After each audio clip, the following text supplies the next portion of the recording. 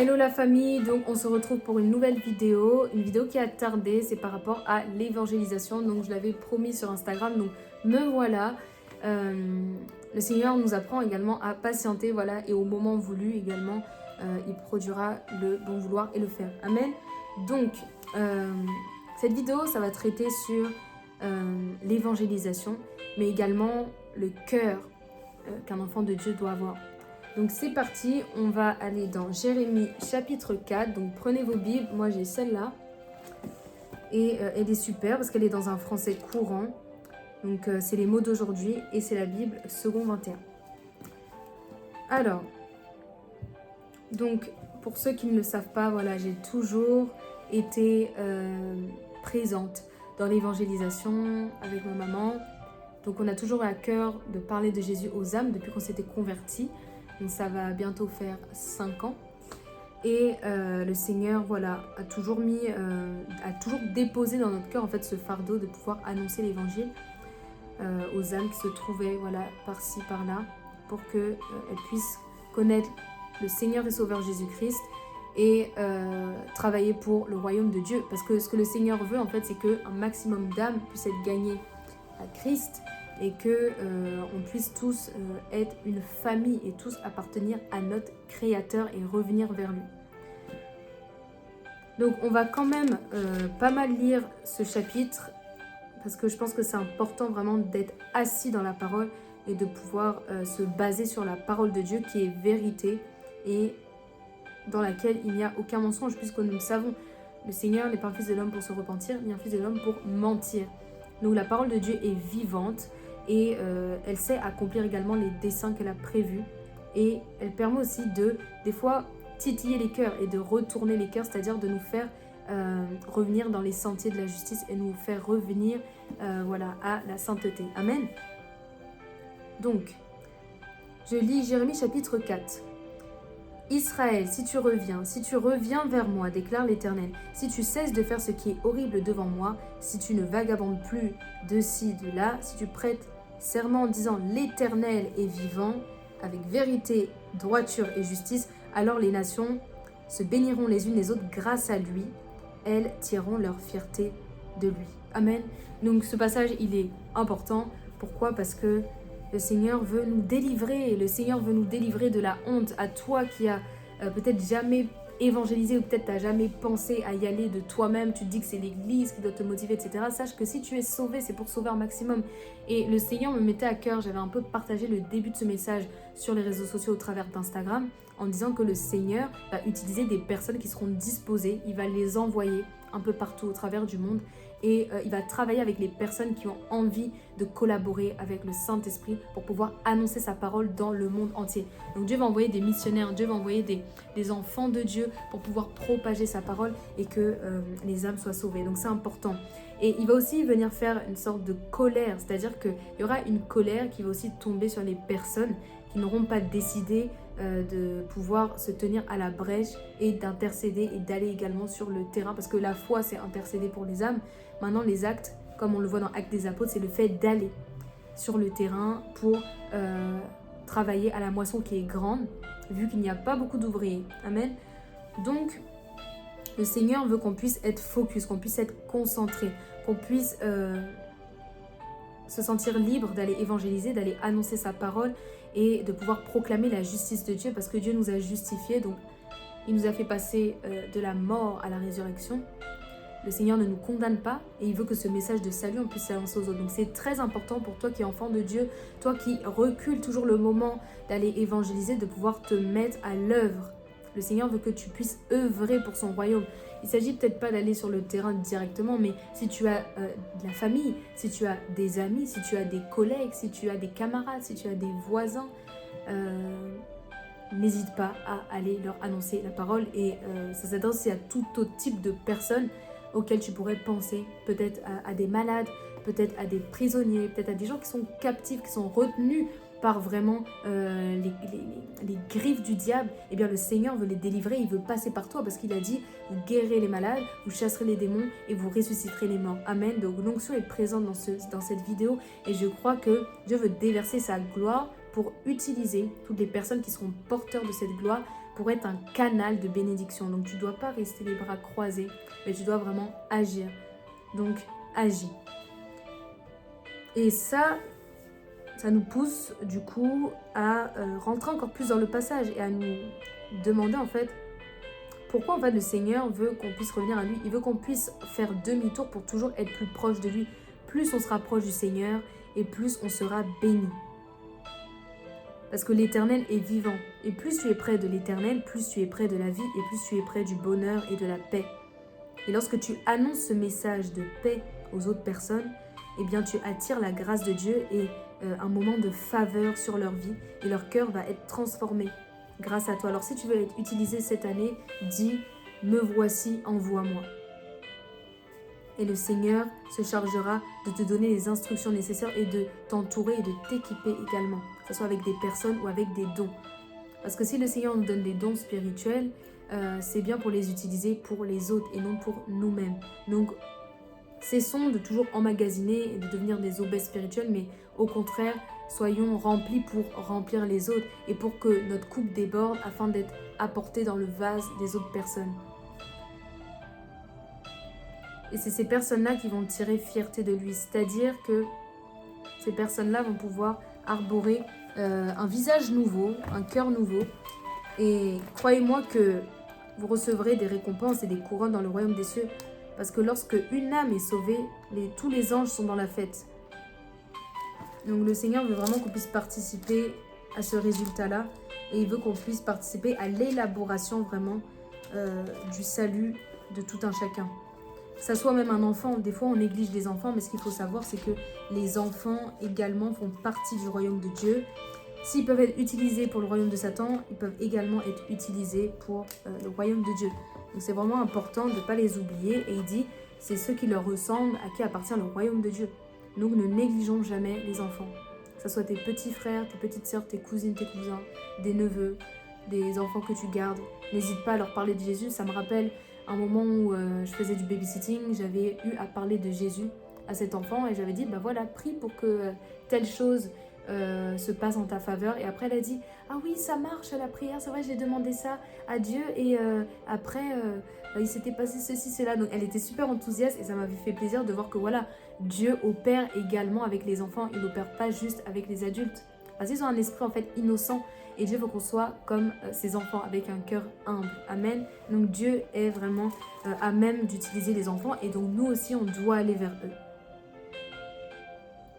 Dans une autre version, ça dit « Israël, si tu fais demi-tour, déclare le Seigneur, tu peux revenir à moi. » Donc ça ne dépend que de toi. « Si tu écartes de ma vue tes abominables idoles, tu n'auras plus à fuir sans cesse. Si tu es sincère, droit et loyal, quand tu prêtes serment en déclarant « Je le jure par le Seigneur vivant », alors les nations païennes me demanderont de les bénir et seront fiers de moi. Ce que le Seigneur veut, c'est recevoir la gloire. Alors que l'ennemi, le diable, voulait récupérer la gloire de Dieu et récupérer les enfants de Dieu pour les amener dans son royaume de ténèbres, lui, le Seigneur, attend que sa création puisse être sauvée et puisse le reconnaître comme Seigneur et Sauveur. Et la parole nous dit même que la création attend avec un ardent désir la révélation des fils de Dieu. Donc le monde, en définitive, attend qu'on les prêche la bonne nouvelle, c'est important pour être sauvés. Et la parole aussi nous dit dans Ésaïe que si personne ne leur dit, comment entendront-ils?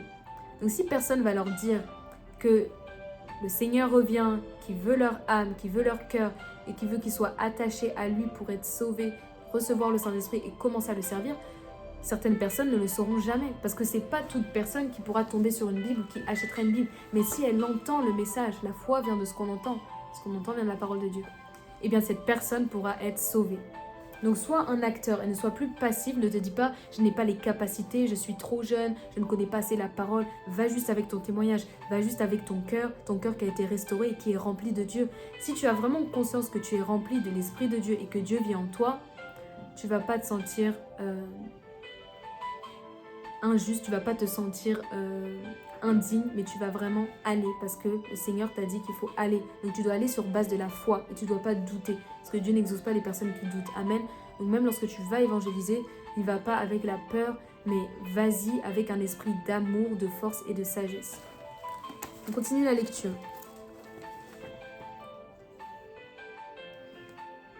Défrichez-vous un champ nouveau et ne semez pas parmi les ronces. Circoncisez-vous pour l'Éternel, circoncisez votre cœur, hommes de Juda et habitants de Jérusalem.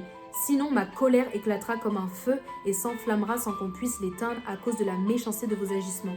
Qu'est-ce que le Seigneur nous dit? Il nous dit clairement que la colère de Dieu, elle est là, elle est prête à frapper si les enfants de Dieu ne vont pas réellement vers le but.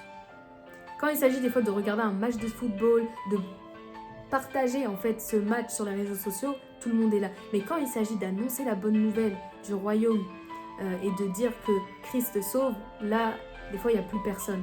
Donc le Seigneur est prêt à déverser sa colère. Mais si tu te repens, si tu décides d'agir à l'inverse et de proclamer la grandeur de son nom et la bonté de son nom, eh bien tu verras que le Seigneur va marcher avec toi, te guidera pour faire des grandes choses et accomplir des exploits. Parce qu'il a dit que vous ferez même des plus grandes choses que moi. Donc avec Jésus, nous accomplirons des exploits. Mais il faut se laisser utiliser pour ça et le vouloir. Si tu ne le veux pas, Dieu ne va pas te forcer. Mais sache qu'il y a un jugement, un châtiment qui peut être exercé contre toi et qui peut venir t'atteindre. Et ça sera pire que de ne pas évangéliser. En allant évangéliser, en définitive, qu'est-ce que tu perds? Tu ne perds rien. Tu vas annoncer l'amour de Dieu et toi-même, tu vas être encouragé. Donc c'est pour ça que c'est important vraiment de pouvoir aller parce que le Seigneur va t'accompagner. Il va lui-même marcher avec toi et tu ne craindras aucun mal. J'ai tellement des témoignages d'évangélisation où voilà, le Seigneur nous a encouragés, même lorsqu'il y avait peut-être de l'adversité ou de l'opposition, mais le Seigneur s'est toujours glorifié. Et le Seigneur, peu importe ce que les gens peuvent dire pour vous, il vous défendra. Donc peu importe si tu vois qu'il y a des personnes qui commencent à être agitées, des esprits qui commencent à être contre toi, eh bien le Seigneur est pour toi. Si Dieu est pour nous, qui sera contre nous? Amen. On continue. Le Seigneur veut révéler notre cœur en cette année. Sonnez de la trompette dans le pays, criez à pleine voix. Rassemblez-vous et allons dans les villes fortifiées. Dressez un étendard vers Sion, enfuyez-vous, ne vous arrêtez pas car je fais moi-même venir du nord le malheur et un grand désastre. Bon là ça parle de dévastation, mais je te dis encore, et je te préviens, je t'avertis qu'il n'y aura pas de dévastation si tu prends l'évangélisation au sérieux et si l'évangélisation règne au milieu de ton cœur.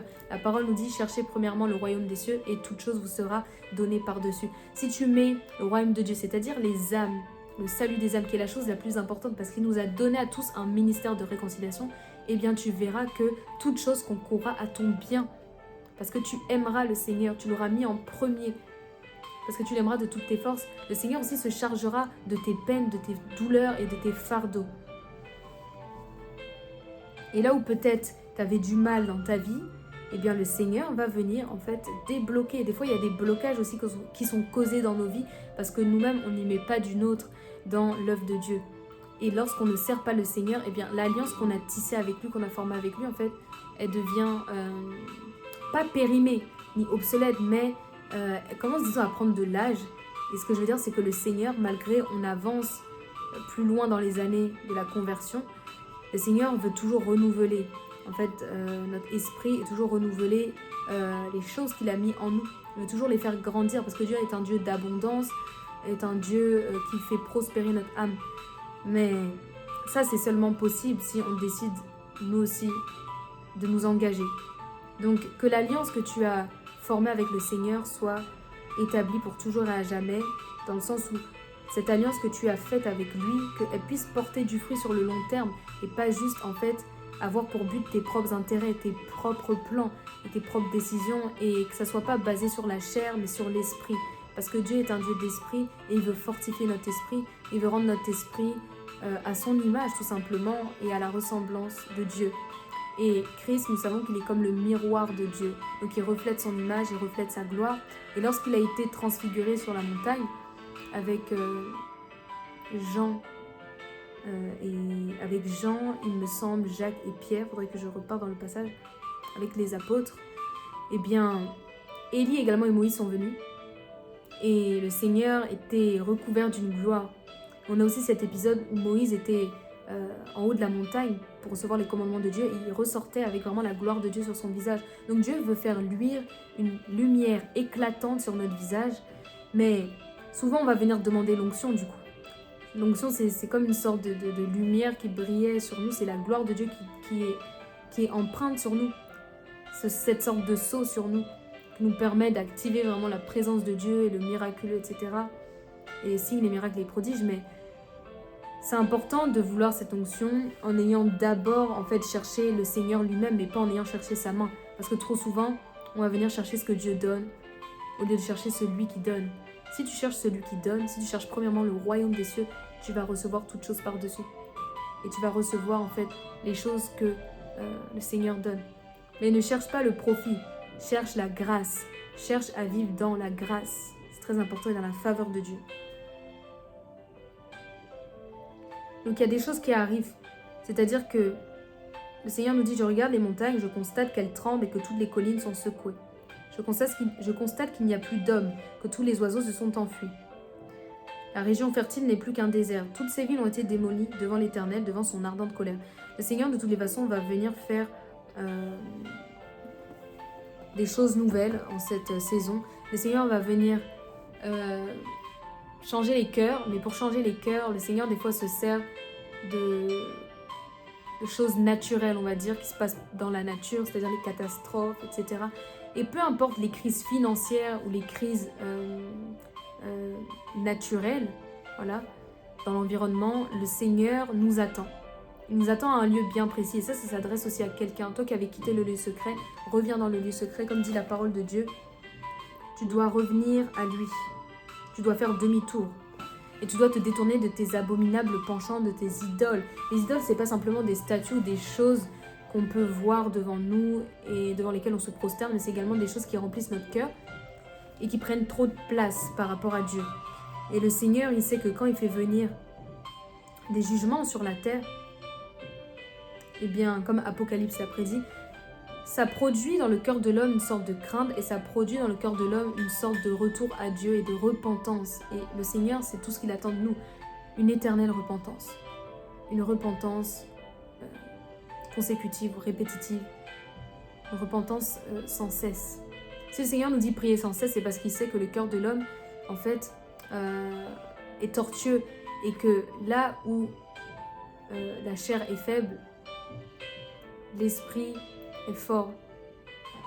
Amen. Tu puisses recevoir l'eau de vie de Jésus-Christ. Amen. L'esprit est bien disposé, mais la chair est faible. La chair est faible. Le Seigneur le sait, c'est pour ça que des fois, pour retourner à Dieu, on a besoin, bizarrement, d'épreuves. On a besoin de vivre le pire pour revenir à Dieu. Parce qu'il y a des personnes qui ne savent pas revenir à Dieu si elles n'ont pas vécu des traumatismes, si elles n'ont pas été dans la boue. Et c'est là que le Seigneur vient nous récupérer comme l'enfant prodigue. Amen.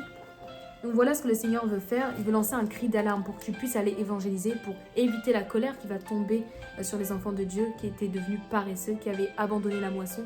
Et également nous prévenir des choses à venir dans ce monde et des épisodes voilà, qui vont arriver, qui vont se manifester dans ce monde pour qu'on puisse être plus fort. Parce que lorsque le Seigneur permet des épreuves dans le monde, eh bien, que ce soit des crises sanitaires, que ce soit des crises, des catastrophes naturelles, des plans diaboliques. Lorsque Dieu permet tout ça, c'est parce que le Seigneur sait qu'on doit revenir à lui et parce que le Seigneur sait que vraiment on a besoin d'être secoué des fois dans notre foi pour être invincible et pour aller plus haut et pour aller plus fort. Amen, donc c'est important. Et c'est dans ces moments-là surtout qu'il faut prier. Et une chose, un petit secret, ne prions pas seulement quand nous sommes faibles, mais prions déjà quand nous sommes forts, quand tout va bien. C'est important pour pouvoir déjà solidifier l'atmosphère spirituelle et pouvoir être prêt face au combat. Si tu commences à combattre au moment du combat, c'est déjà trop tard. Mais si tu as commencé à combattre avant que le combat vienne, tu es déjà préparé, tu es déjà fortifié. Et vous pouvez lire Éphésiens 6 qui va vous parler du combat spirituel et également de l'armure du chrétien qui nous permet de demeurer ferme. Amen. Là, il nous dit, oui, j'entends des cris pareils à ceux d'une femme prête à accoucher, des cris d'angoisse pareils à ceux d'une femme qui met son premier enfant au monde. C'est la voix de la fille de Sion. Elle suffoque, elle tend ses mains. Malheureuse que je suis, je m'effondre face au meurtrier. Alors le Seigneur, vous nous épargnez la mort, la ruine et la dévastation. C'est pour ça qu'il fait venir en fait des choses qui peuvent venir peut-être nous froisser ou nous tomber dessus. Mais c'est ce qui va nous permettre de pouvoir nous relever. Et même lorsqu'on marche dans l'ombre de la vallée de la mort, le Seigneur nous conduit. Alors que le monde est en train de vivre comme les douleurs de l'enfantement, d'une femme qui veut bientôt accoucher, le Seigneur nous dit fortifie-toi. Fortifie-toi Parce qu'il y a un avenir et de l'espoir et les choses à venir sont plus glorieuses que les choses passées. Les choses à venir vont venir te fortifier pour tout ce que tu es appelé à vivre. Et si Dieu t'a placé dans cette génération, c'est parce qu'il sait que tu peux faire plus et que tu peux tenir, que tu peux survivre. Et que tu peux faire même plus que survivre, tu peux t'abandonner à lui. Tu peux être dans la paix, dans le repos. Voilà, parce que lorsqu'on est dans un mode de survie, en fait, on utilise nos dernières forces et on est tellement faible. Le Seigneur veut se glorifier dans nos faiblesses, mais il veut également que cette faiblesse devienne une force pour notre foi, parce qu'on va dépendre totalement de lui. Et il sait qu'on pourra aller très très très loin si on met toute notre foi. Pas un petit peu, mais vraiment toute notre foi. Donc je t'invite et je prie vraiment que le Seigneur puisse nous appeler à évangéliser là où il nous a préparé d'avance, que les terrains dans lesquels nous allions puissent être acquis par le sang de l'agneau, c'est-à-dire qu'ils puissent, ces terrains d'évangélisation, être déjà nous revenir de droit, d'emblée, et que le Seigneur puisse vraiment se glorifier au travers de sa parole, parce que l'Éternel, comme il le dit, il est vivant, il n'est pas mort. S'il est vivant, c'est qu'il a encore des choses à faire avec nous, et c'est qu'il ne veut pas faire venir sur nous le massacre, mais il veut faire venir sur nous la paix, la persévérance, la patience. Et cette parole qui monte en moi, et vous la connaissez certainement, il y a 3 choses qui sont importantes: l'amour, la foi, l'espérance. Mais la plus importante, la plus grande des choses, c'est l'amour. Alors que l'amour puisse vraiment triompher du mal qui règne sur cette terre, que l'amour puisse nous faire voir Christ et le royaume de Dieu avec une ferveur ardente, et qu'on puisse avoir soif de plus avec Dieu, qu'on puisse vouloir expérimenter plus avec Dieu et être un avec Christ, de même que Christ était un avec le Père, qu'on puisse vraiment être dans les bras de notre Papa, qui est prêt toujours à nous consoler et à ouvrir un chemin. Il fraye un chemin. Il a brisé l'acte dont les ordonnances condamnaient à la croix. Il a livré en spectacle les démons. Alors tu as puissance et autorité sur les démons. Sans Jésus, ce que je sais, c'est que tu n'as pas de force et tu ne peux pas vaincre le diable. Mais avec Jésus, tu peux vaincre le diable, parce qu'il te donne son Saint-Esprit, un esprit qui est pur et qui permet de balayer la mort, de chasser la mort, de chasser la maladie. Alors prends conscience aujourd'hui que tu as reçu le pouvoir de Dieu en toi et que tu peux marcher par la puissance de l'Esprit. Mais tu dois prendre la décision aujourd'hui, la ferme décision de t'abandonner. Abandonne-toi au Seigneur, livre-toi au Seigneur. De la même façon qu'on avait livré Jésus-Christ aux autorités, toi livre-toi à Jésus-Christ pour qu'il te donne son autorité. Amen. Et que ta main puissante, Seigneur Jésus, nous couvre et qu'on puisse exalter ton Saint-Nom et que le sang de Christ plaide pour nous, lui qui est notre défenseur, lui qui est notre avocat. Je t'invite vraiment à prier et à rentrer dans une vie de prière intense, une vie d'intercession également intense pour pouvoir vaincre l'ennemi. On ne vainc pas l'ennemi en fait avec nos propres efforts, avec notre chair, mais avec la puissance de l'esprit. Et c'est lorsque tu pries que tu fortifies ton esprit. Alors je t'invite vraiment à remettre toutes choses entre les mains du Seigneur et que la paix de Dieu et la grâce soient avec toi. Amen. Donc sur ce, on se retrouve dans une autre vidéo. Moi, ça m'a beaucoup plu de faire cette vidéo sur l'évangélisation, sur l'importance vraiment que ça a pour le cœur de Dieu, et également de vous avertir contre les conséquences de la non-obéissance, et également sur les fléaux qui sont prêts à venir ébranler les fondements de la terre. Mais le Seigneur se tient là, il pose son pied sur la terre, il est un soleil de justice et il fait briller sa lumière sur nous. Alors également soyons remplis de lui. Amen. On se retrouve dans une autre vidéo.